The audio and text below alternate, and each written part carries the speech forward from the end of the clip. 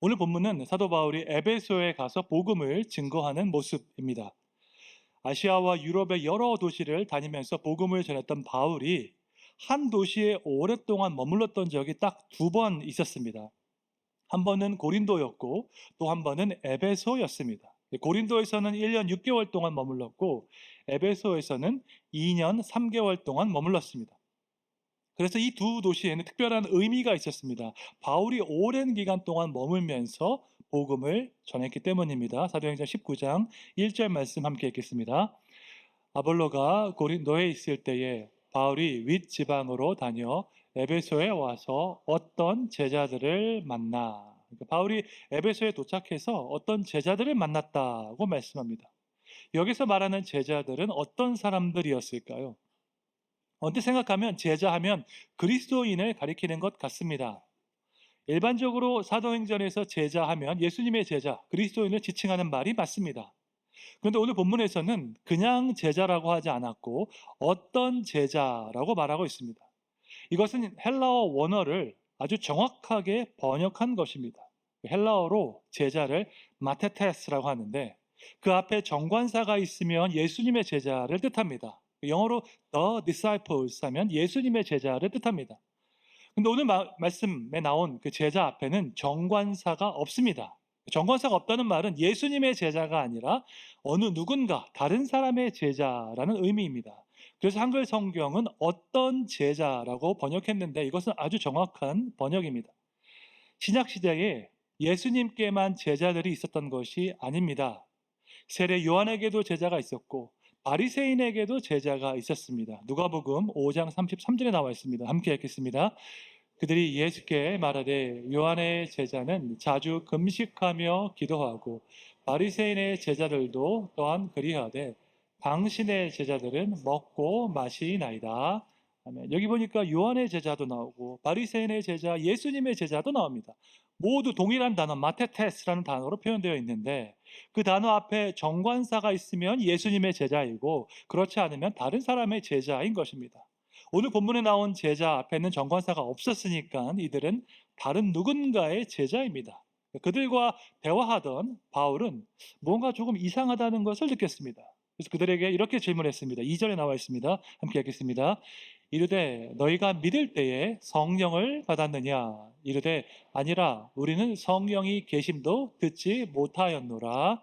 아멘. 바울이 성령을 받았습니까? 질문하니까 그들이 말하기를 우리는 성령이 계심을 듣지도 못했습니다. 라고 답했습니다.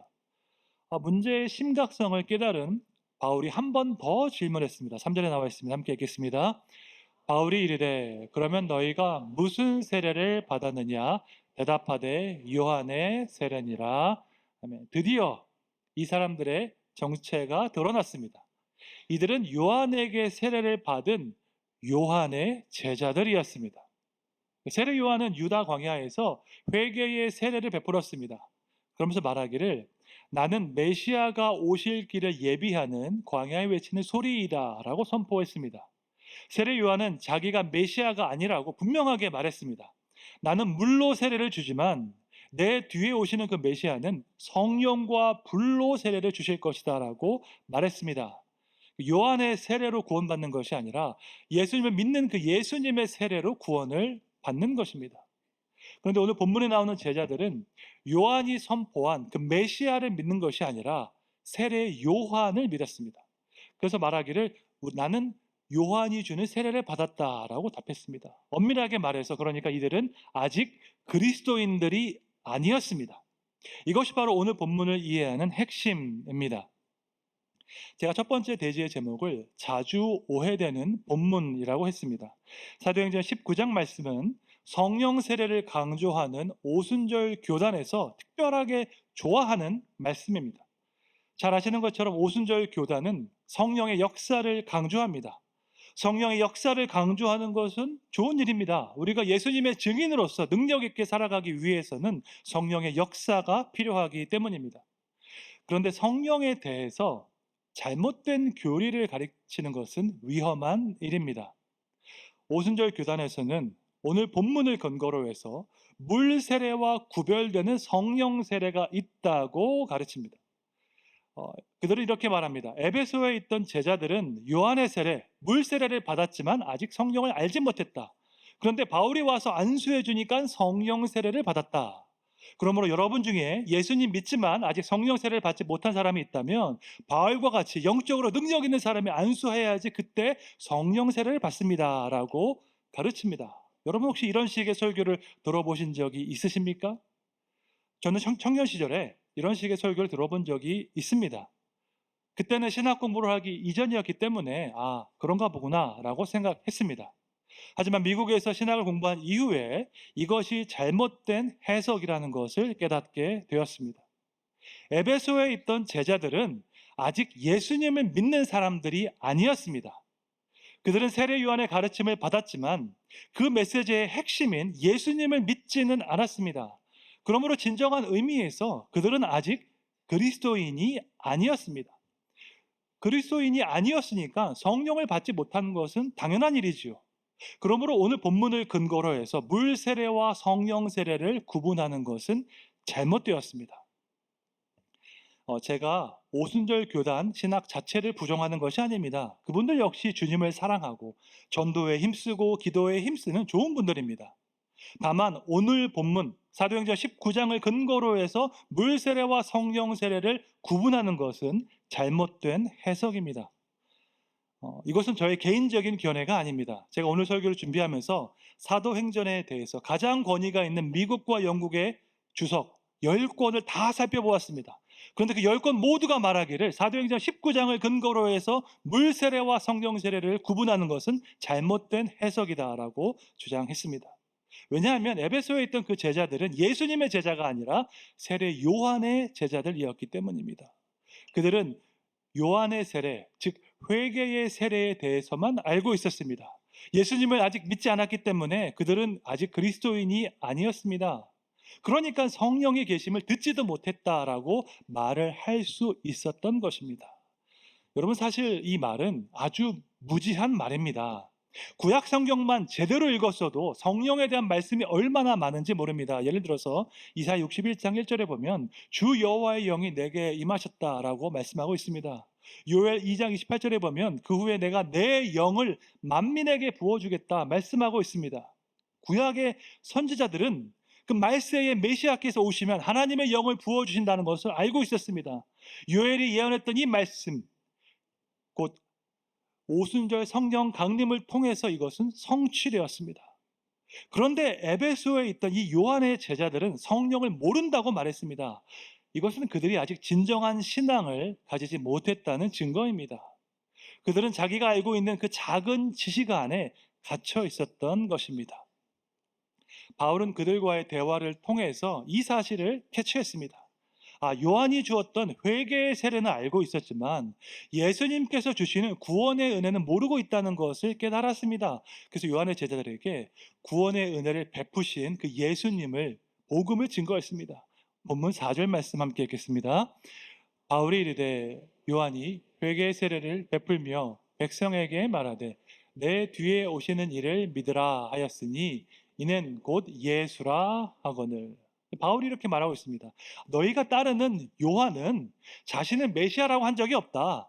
내 뒤에 오시는 그 메시아를 믿으라고 했는데 그분이 바로 예수님이다 라고 선포했습니다. 이런 의미에서 세례 요한은 대단한 사람입니다. 우리 인간들 중에서 예수님에 대한 가장 온전한 지식을 가지고 있었던 사람이 요한이었고요. 그럼에도 불구하고 자기가 메시아가 아님을 겸손하게 인정했던 사람이 세례 요한이었습니다. 그래서 예수님은 그에 대해서 말하기를 여자가 낳은 이 중에서 이보다 더 큰 자가 없다라고 말씀하셨습니다. 예수님께 이 정도의 칭찬을 받은 사람은 요한밖에 없습니다. 그가 전했던 그 메시지의 핵심은 마태복음 3장 11절에 나와 있습니다. 함께 읽겠습니다. 나는 너희로 회개하기 위하여 물로 세례를 베풀거니와 내 뒤에 오시는 이는 나보다 능력이 많으시니 나는 그의 신을 들기도 감당하지 못하겠노라. 그는 성령과 불로 너희에게 세례를 베푸실 것이요. 아멘. 세례 요한의 사역을 통해서 많은 사람들에게 놀라운 변화가 일어났습니다. 전심으로 회개하고 주님께 돌아오는 역사가 나타났습니다. 이 모습을 보고 많은 사람들이 마음속으로 생각했습니다. 혹시 이 사람이야말로 하나님께서 보내신 메시아가 아닐까라고 생각했습니다. 그런 생각에 대한 반응이 바로 마태복음 3장 11절 말씀입니다. 나는 그리스도가 아니고 내 뒤에 오실 분은 나보다 능력이 더 많으시다. 나는 물로 세례를 주지만 그는 성령과 불로 세례를 주실 것이다. 분명하게 말했습니다. 만약에 여러분께서 세례 요한을 따르는 제자였다면 어떻게 반응해야 했을까요? 요한이 주는 그 세례에 만족하고 요한을 믿고 따라가야 했을까요? 아니면 요한이 예언했던, 그가 증거했던 진짜 메시아를 기다려야 했을까요? 당연히 요한이 증거했던 그 메시아를 기다렸어야 합니다. 진정한 요한의 제자라면 요한을 믿고 따르는 것이 아니라 요한이 증거했던 그리스도를 기다리고 찾는 것이 맞습니다. 하지만 에베소에 있던 그 요한의 제자들은 그렇게 하지 않았습니다. 그들은 요한이 증거했던 그리스도를 믿은 것이 아니라 요한을 믿었습니다. 그리스도께서 오시면 성령과 불로 세례를 주실 것이라고 분명히 요한은 말했음에도 불구하고 그들은 성령에 대해서 들어본 적도 없다라고 답했습니다. 엄밀한 의미에서 그들은 제대로 된 요한의 제자도 아니었던 것입니다. 요한이 성령을 얼마나 강조했는데 자칭 요한의 제자라고 하면서 성령에 대해서 들어본 적도 없다고 말을 하고 있기 때문입니다. 이것은 그들의 믿음이 얼마나 피상적이고 얄팍한 것인지 잘 보여주고 있습니다. 여러분, 견지망월이라는 사자성어를 아시지요? 어느 날 밤에 달이 환하게 떴습니다.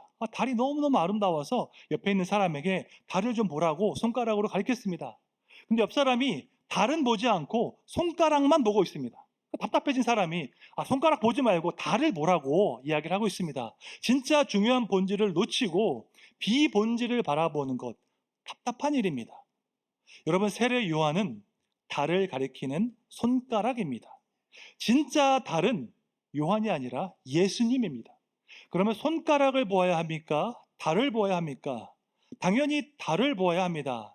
하지만 안타깝게도 에베소에 있던 그 제자들은 달을 보지 않고 달을 가리키는 그 손가락만 보았습니다. 그들은 요한의 제자인 것을 스스로 자랑스러워했지만 정작 요한이 가리켰던 그 예수님을 바라보지 못했습니다.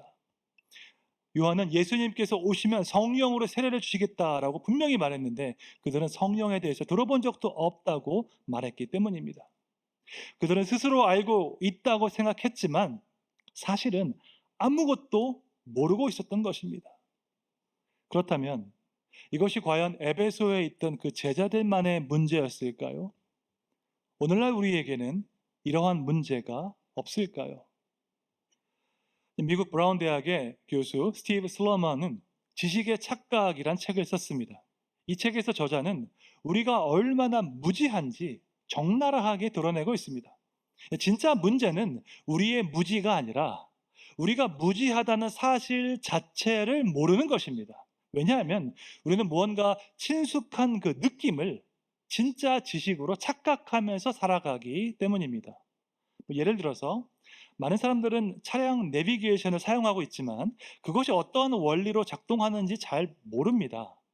여러분 혹시 내비게이션의 원리를 수학적으로 설명할 수 있으십니까?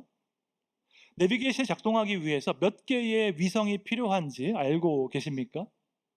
작동 원리 잘 모르지만 우리는 매일 내비게이션 사용합니다. 그러니까 친숙하게 느끼지요. 마치 그러한 친숙한 느낌, 그 직관적인 느낌을 진짜 지식으로 착각하며 살고 있습니다. 실제로는 잘 모르면서 내가 친숙하니까 아주 잘 알고 있는 것처럼 착각하는 것입니다. 우리는 무한하신 하나님, 그 광대하신 하나님을 내가 경험해서 알고 있는 그 작은 틀 안에 가두려고 할 때가 많이 있습니다. 하지만 온 우주를 창조하시고 통치하신 하나님은 그 어떤 틀 안에 가둘 수 없습니다. 이것이 바로 스데반 집사의 설교의 핵심이었습니다. 또한 사도 바울의 아테네 설교의 핵심이었습니다. 사도행전 17장 24절에 나와 있습니다. 함께 읽겠습니다. 우주와 그 가운데 있는 만물을 지으신 하나님께서는 천지의 주제시니 손으로 지은 전에 계시지 아니하시고, 우주와 만물을 지으신 그 하나님은 인간이 만든 그 어떤 것으로도 가둘 수 없습니다. 우리가 만든 건물, 우리가 만든 전통, 우리가 만든 교단 안에 하나님을 가둘 수가 없습니다. 우리는 다만 하나님의 인도하심을 따라서 겸손하게 그분의 뜻에 순종할 뿐입니다. 기독교 역사를 보면 하나님의 뜻에 순종했던 그 사람들에 의해서 복음은 힘있게 증거되어 왔습니다. 이번에 미국을 방문했을 때 조지 휘필드의 무덤이 있는 교회에서 주일 예배를 드린 적이 있습니다. 권성수 원로 목사님께서도 예전에 휘필드에 대한 말씀을 여러 차례 하셨습니다. 조지 휘필드는 조나단 에드워즈, 존 웨슬리와 함께 사역했던 18세기 최고의 부흥사였습니다. 조나단 에드워즈와 존 웨슬리는 같은 해 1703년도에 태어났습니다. 한 사람은 미국에서 또 한 사람은 영국에서 복음주의 부흥운동을 이끌었습니다. 이 두 사람이 있었기 때문에 오늘날 복음주의 신앙이 제대로 확립될 수 있었습니다. 복음주의는 한마디로 하나님과의 인격적인 관계를 강조하는 신앙입니다. 에드워즈와 웨슬리는 서로에 대해서 잘 알고 있었지만 실제로 만났던 적은 없었습니다. 지금이야 미국과 영국이 가까운 거리이지만 18세기에는 아주 먼 거리였습니다. 그런데 조지 휘필드는 영국 사람이었는데 영국에서 존 웨슬리와도 동역을 하고 미국으로 와서 조나단 에드워즈와도 함께 동역을 했습니다. 그는 미국과 영국을 오가며 수많은 부흥 집회에서 설교를 했습니다. 22살에 사역을 시작했던 그는 대서양을 13번 횡단했습니다. 18세기에 배를 타고 대서양을 횡단하는데 한 달 반, 약 45일이 걸렸다고 합니다. 제가 이번에 보스턴에서 서울로 오는 비행기가 15시간이었습니다. 15시간 비행기 타는 거 너무너무 힘든 일이었습니다. 근데 휘필드는 15시간이 아니라 45일이 걸리는 여행을 마다하지 않았습니다. 그렇게 고된 여행을 13번이나 하면서 미국과 영국을 오가며 부흥운동을 이끌었습니다. 그가 34년 동안 사역하면서 총 18,000번의 설교를 했다고 합니다. 계산해 보면 1년에 530번 설교를 한 것입니다. 별로 놀라지 않으시네요. 1년에 530번 설교하면 하루에 한 번보다 더 많이 한 것이잖아요. 그는 결코 자신을 증거하거나 내세우지 않았습니다. 오직 살아계신 예수 그리스도만을 증거했습니다. 그분의 영원한 사랑, 그분이 주시는 영원한 소망을 선포했습니다. 이것이야말로 우리가 살아가야 하는 그러한 방식인 것입니다. 우리는 우리 자신을 위해서 살아가지 않습니다. 우리가 성공하든 아니면 실패하든 사실 그것은 궁극적으로 중요하지 않습니다. 어떠한 상황에서든 우리는 살아계신 예수님만 증거해야 할 줄로 믿습니다. 사도 바울은 그런 마음으로 에베소에 있는 그 제자들에게 예수님을 증거했습니다.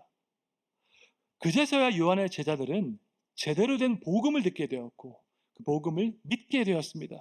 그랬더니 어떤 일이 벌어졌습니까? 오늘 본문 5절, 6절 말씀 함께 읽겠습니다. 그들이 듣고 주 예수의 이름으로 세례를 받으니 바울이 그들에게 안수하며 성령이 그들에게 임하심으로 방언도 하고 예언도 하니. 에베소의 그 제자들이 복음을 듣고 주 예수의 이름으로 세례를 받았더니 성령께서 임하셨습니다.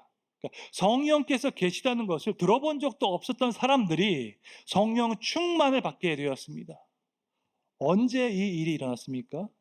주 예수의 이름으로 세례를 받을 때 이 일이 일어났습니다.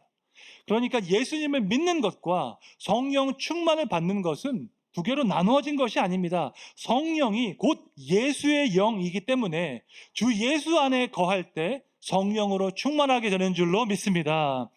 바라긴 여러분 모두 예수 그리스도 안에 깊이 거함으로 날마다 성령으로 충만하게 되시기를 주님의 이름으로 축원합니다.